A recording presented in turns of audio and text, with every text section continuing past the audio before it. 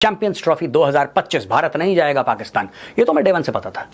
ये हमें day one से पता था कि भारत पाकिस्तान नहीं जाएगा, ना कल गया है, ना आज जाएगा, ना फिर आने वाले कल जाएगा, ये बात तय थी। पाकिस्तानी वहां पे थूक में पकौड़े तल रहे थे। कहावत है ना, थूक में पकौड़े तलना, ये इनकी आदत है पाकिस्तानियों की।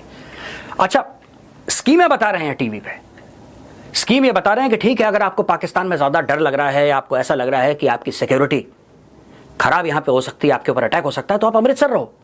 हमने आपके तीनों चारों मैच हमने आपके लाहौर में रख देने हैं, अमृतसर के किसी बढ़िया 5 स्टार। ये प्लानिंग बन रही है पाकिस्तानी टीवी स्टूडियो, अपनी मर्जी से नहीं बोल रहा भाई मैं, पाकिस्तानी टीवी स्टूडियोज में प्लानिंग चल रही है। फिर एक काम करेंगे जी, ऐसा है कि ये रहेंगे अमृतसर, अमृतसर से बस पकड़ेंगे, बस पकड़ के लाहौर आएंगे, मैच खेलेंगे, फिर बस पकड़ के वापस अमृतसर।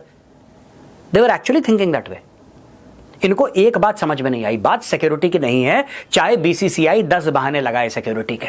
और जो बीसीसीआई सिक्योरिटी की थ्रेट है, पर वो मेन कारण नहीं है। मेन कारण यह है कि तुम लोग दहशतगर्द हो और ये भारत कर रहा है तुम्हें पनिश करने के लिए। पहली बात ये समझ लो कि हो क्यों रहा है।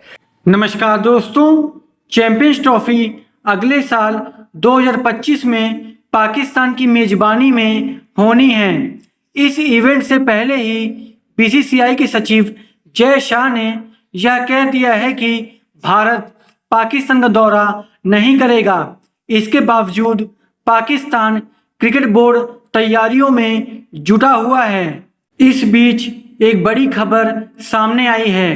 न्यूज एजेंसी एएनआई से बात करते हुए बीसीसीआई के एक सूत्र ने बताया कि भारत पाकिस्तान का दौरा नहीं करेगा और बीसीसीआई चैंपियंस ट्रॉफी के वेन्यू में बदलाव करने को लेकर आईसीसी से बात करेगा। क्या भारतीय टीम को खतरा है?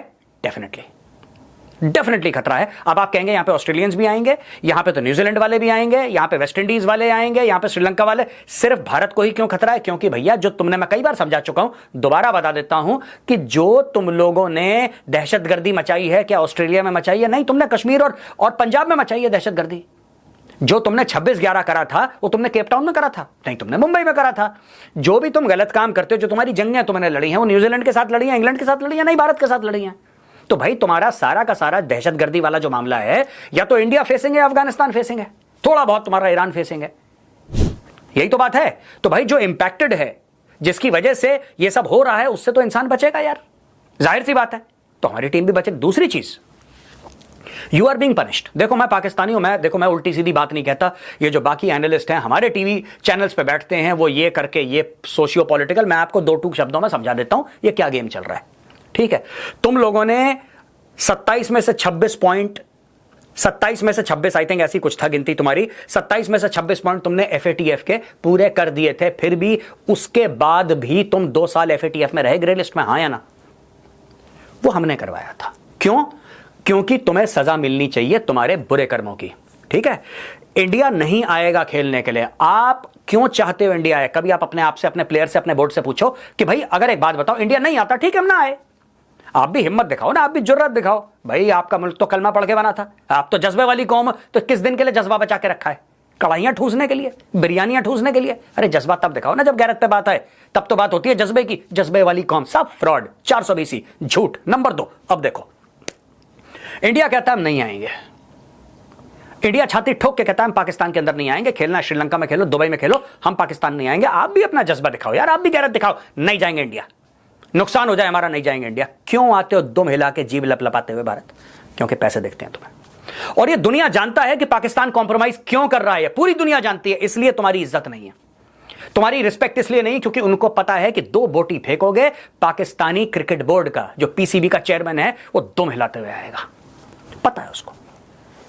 यार देखो, मैं एक बात बताता हूं तुम लोगों को, एक बात समझो। आज की तारीख में भारत क्यों नहीं खेल रहा पाकिस्तान में? क्योंकि भारत पाकिस्तान को आइसोलेट करना चाहता है। प्लेयर की सिक्योरिटी है, वो पॉइंट नंबर 2 है, वो भी एक फैक्टर है, लेकिन वो पॉइंट नंबर 2 है। पॉइंट नंबर 1 है, you are being punished for Kashmir, you are being punished for what you have done in Punjab, you are being punished for 26/11, you are being punished for Pathankot, you are being punished for Pulwama, you are being punished for Akshardham attack, you are being punished for parliament attack, and you are being punished for more than 100 attacks that you have carried out through out India. ये मोदी सरकार तुम्हें सजा दे रही है। अब तुम ये कहते हो कि खेल को सियासत में, है जी, खेल को सियासत में मत मिलाओ, ये सब दकियानूसी, एक हारी हुई कौम के डायलॉग हैं। कि खेल को सियासत में क्यों ना मिलाए भाई, खेल को सियासत में, है ना। तुमने ट्रेड बंद करी, तुम्हारी 2 कौड़ी की ट्रेड, 2 कौड़ी का तुम्हारा मुल्क, तुम्हारी 2 कौड़ी की ट्रेड जो इमरान खान ने बंद कर दी 370-35 से हटाने के बाद कि हम भारत के साथ नहीं करेंगे। भारत को फर्क पड़ रहा है, 5th लार्जेस्ट इकोनॉमी है। कभी होटल में गए हो, खाना खाने के बाद वो टूथपिक लाता है ना कि दांत में बोटी फंस जाए, तो वो दांत में फंसी हुई बोटी है पाकिस्तान की ट्रेड हमारे लिए। 2 रुपए का फर्क नहीं पड़ता। और तुम्हारे बिना बन गए 5th लार्जेस्ट, तुम्हारे बिना बनेंगे 3rd लार्जेस्ट। नंगा नहाएगा क्या, निचोड़ेगा क्या, पता नहीं अपने बारे में क्या समझते हो कि कौन से सुर्खाब के पर लगे तुम्हारे अंदर यार, हैं।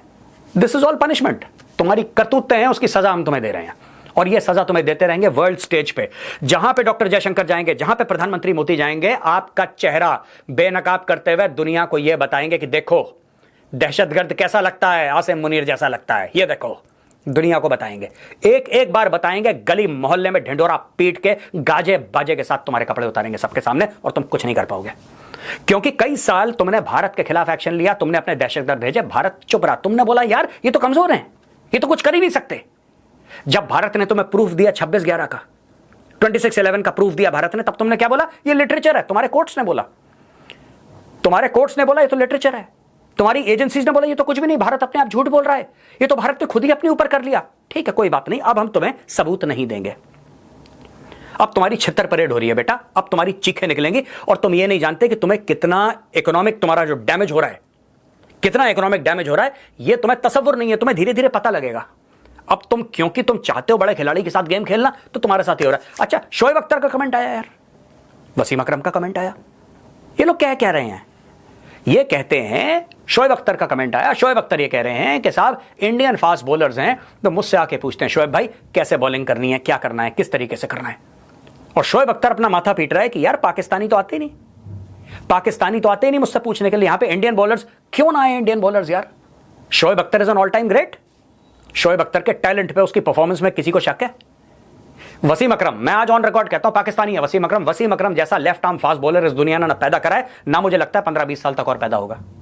क्यों ना ले उससे टिप्स, ठीक है, क्योंकि वो इंडिया आते रहते हैं, वो इंडिया आते रहते हैं, उनकी इन्वॉल्वमेंट है आईपीएल के साथ, उनकी इन्वॉल्वमेंट है कमेंट्री में, या कभी आईपीएल में थी, अब नहीं है, वो उनका कॉन्ट्रैक्ट चलता रहता है। लेकिन लोग देखो यार, तुम लोग नाशुक्रे हो।